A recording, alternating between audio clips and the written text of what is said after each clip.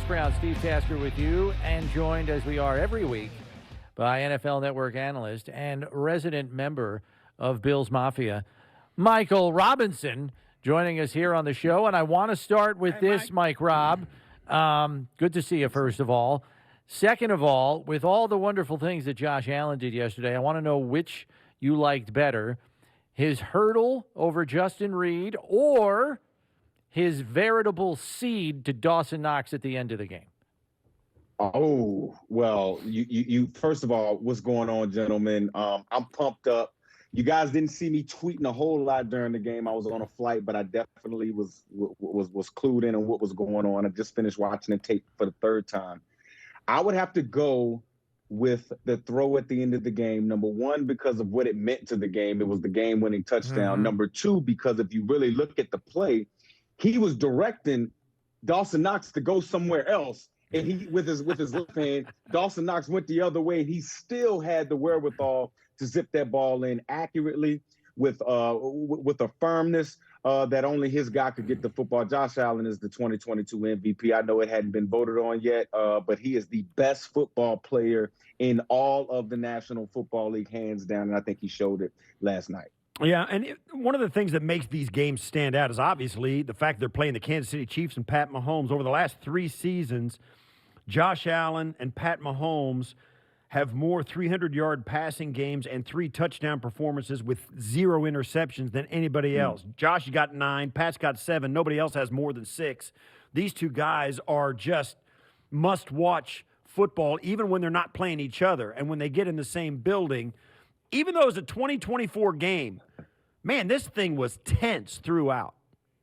Absolutely. It was tense throughout, and you never really wanted to turn away from the game because, yeah, it was only 24-20, but everybody watching knew that within a matter of minutes, 30 points can be reeled off by both of these teams combined at any time. So it really didn't matter what the end score was. It was just all about the chess matches that were going on inside this game. But guys, let's just be honest. For the next 10 to 15 years, the National Football League is in great hands with our guy, Josh Allen and Patrick Mahomes. I know I'm a QB. I think Josh Allen is QB1 in the whole damn National Football League. But at the end of the day, both of these guys, you can lead a franchise with. Both of these guys can will their teams to wins. We saw Josh Allen will his team to a win last night. It was beautiful, guys. Yeah. It was beautiful. He did it with his legs. He did it with his arm. He did it with his mind. It was awesome. Yeah, and as Steve pointed out, Josh has 9 games with 300 yards and 3 touchdowns with no turnovers.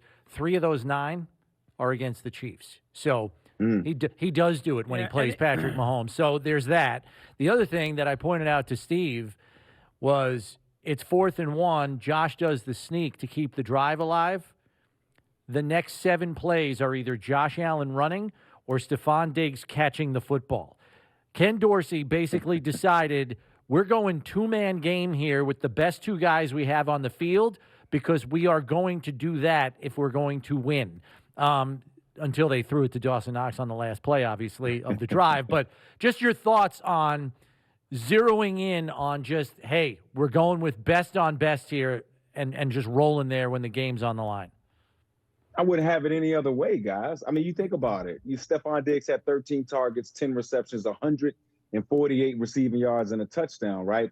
Just think about this. He is the coverage dictator for this offense, meaning he is the guy that when Josh Allen walks to the line, when this offensive line walks to the line and everybody lines up, Josh is saying, okay, how are you guys covering Stefon Diggs? If it's one-on-one, Steph's going to win. I'm going to go to him. If you guys are doubling him, let me see how you guys are doubling him, with what guys you're using to double him, and then other guys have opportunities created for him. That is why you see in critical moments, you see the play caller and Josh Allen look for Stefon Diggs. The 1 or 2 times that Stefon was one-on-one and they had a chance to get an explosive, Josh hit him. The one time that Gabe Davis was one-on-one in an all-zero blitz situation, Josh hit him. That is the growth that I've seen from our QB1 and Josh Allen. The fact that he doesn't let bad plays get in the way of him reading the defenses and get in the way of him making plays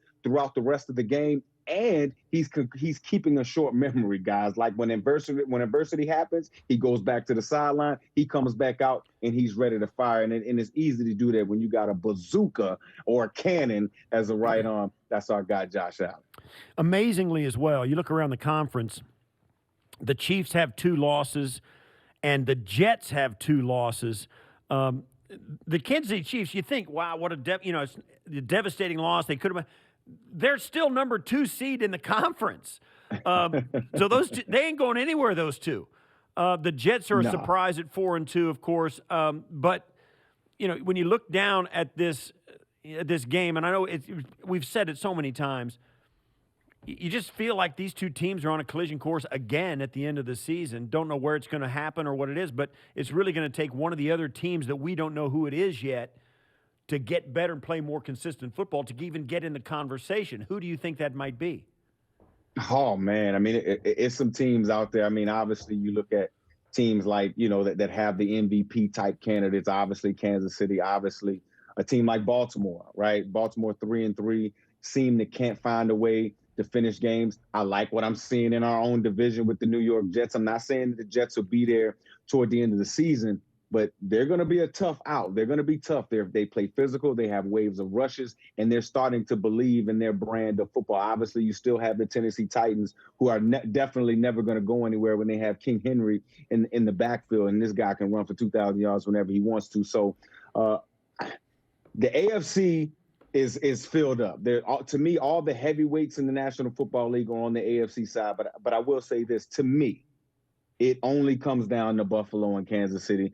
I just think the next time that they see each other, it'll be at Highmark Stadium. It'll be in Buffalo. And again, I think Josh Allen will be the Superman Josh Allen, and our Bills will come out on top. Yeah, and as much as Mahomes and Allen grabbed the headlines going into this one, a lot of us thought that Buffalo's, top-ranked defense was going to have to stand up and be the better defensive unit in this game if the Bills were going to win, and they were that yesterday. 2 takeaways on Mahomes and timely plays. I mean, Matt Milano's range is insane. Crazy. He's really, even now, he's still like an unsung guy on this team. How this guy has not made a Pro Bowl is beyond me. What can you just say about his skill set and the way that Leslie Frazier deploys him that makes him such an effective sideline-to-sideline linebacker? Well, first of all, he's a glue guy, right? And I don't just mean in the locker room. I don't just mean in the social circles within locker rooms and things like that. The plays that Matt Milano makes, some of them are splashy, but most of them aren't splashy. Most of them aren't those plays where you're going to say, oh, man, if you're the casual NFL fan, you're going to be excited about the plays that he makes. The real football, enthusiasts, the real football 101 type guys, they jump up and down when they see this kid play, right? Because, again, it's the small plays. It's the, if Patrick Mahomes would have got his foot out of that tackle, maybe they got an explosive down the field. But no, Matt Milano ended up making the tackle.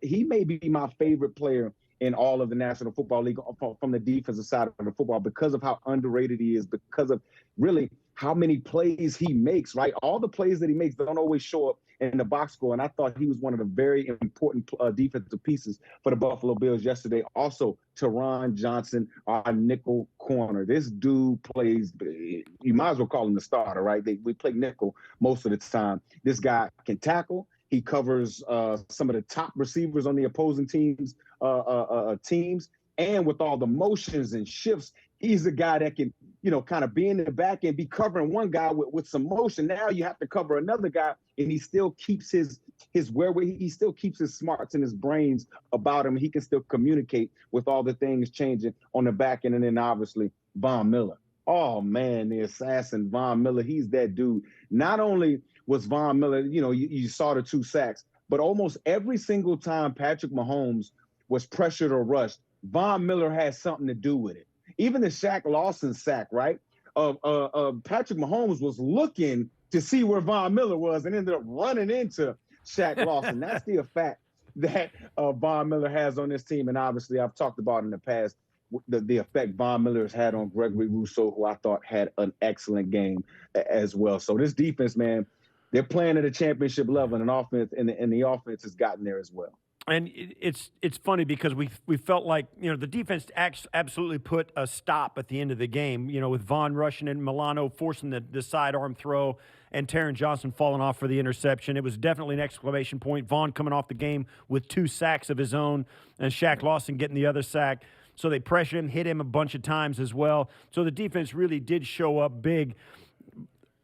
But it really felt like, for all of us watching, for Chiefs fans watching the Bills offense and Bills fans knowing what they've seen out of the Chiefs offense, you really thought at any moment the lid was going to come off this thing and it's going to turn into a 38-35 game again like it did in January, that kind of thing.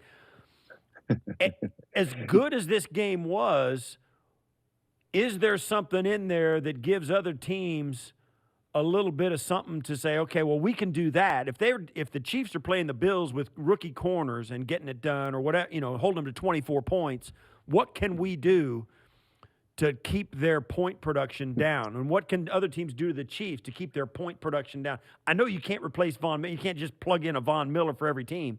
No. But there's got to be maybe something more to it than that.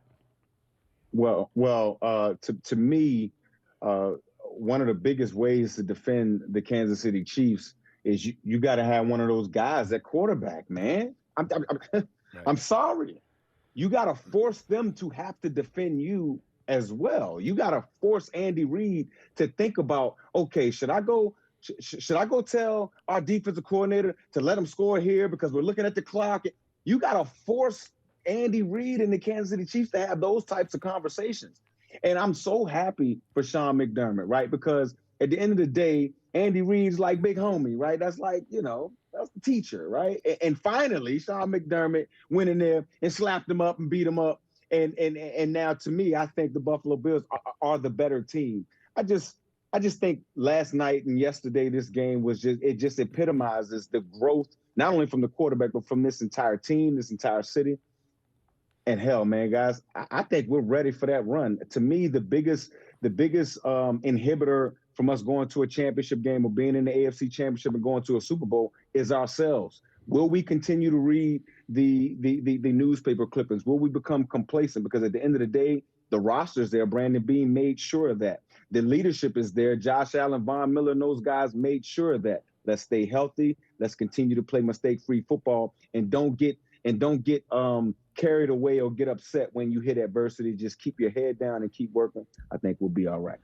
Early in the game, Mike, the Chiefs defense was practically begging the Bills to run the football. They did a good amount of the time. Singletary was finding good yardage. I mean, he's getting 7, 8, 9 a pop. And then in the second half, because they were getting gashed a little too much in the run game, I think they thought the Bills were biting off a little more than they wanted them to chew running the football. They made an adjustment, and that opened up some options for Josh in the passing game in the second half. That is the blueprint for the Bills' run game, right? Just be effective enough to force that opposing defense to change something, make an adjustment, and it'll open up the passing game for them, right? That's kind of the formula for the run game. Couldn't have said it better myself. Number one, Josh Allen will be involved in the run game. That's just something that, as Bills fans, Bills Mafia, we got to accept, guys. He's a big, strong guy that can run the football. He's part of the run game. He's essentially our backup running back. Let's just keep it there, number one.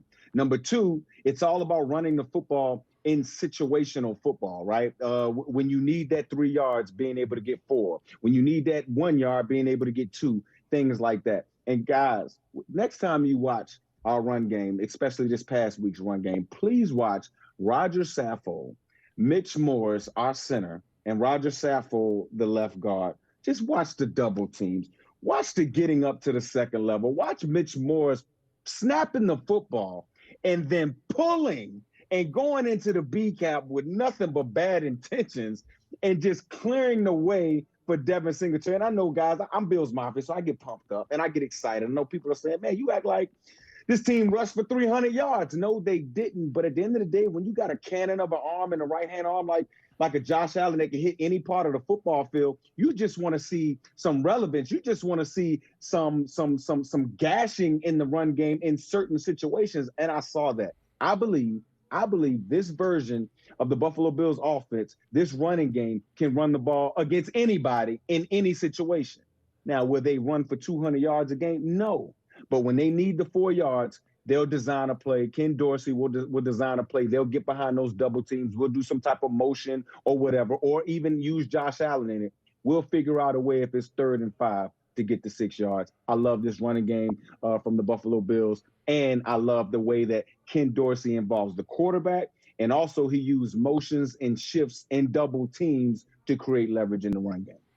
Mike Robb, thanks, man. It's great talking to you after another Bills win. We'll see you down the road. Can't wait till next time. Always, guys. Get some rest this bye week.